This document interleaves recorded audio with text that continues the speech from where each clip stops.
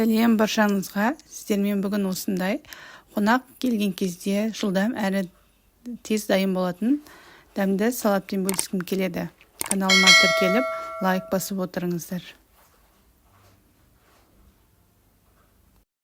Бізге қажетті заттар: қайнатылған жұмыртқа, крабовые палочки, қияр, көкпияз, сухарики, жүгері, майонез немесе қаймақ қосуға болады. Дәміне қарай тұз, бұрыш қажет. Алдымен крабовые палочкиді ұзынша біркелкі етіп турап аламыз. Одан кейін жұмыртқаның сары уызын бөлек алып қою қажет. Тек ақ уызын ғана ұзын етіп тураймыз. Барлығы біркелкі болса, өте әдемі көрінеді.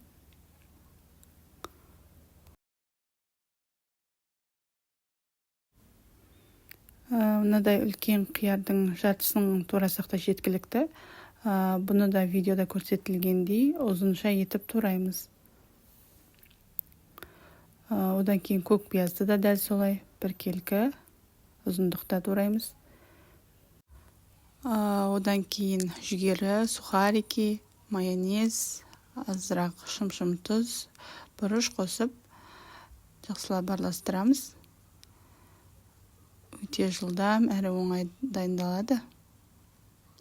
Міндетті түрде жасап көріп, пікір қалдырып, лайк басып отырыңыздар.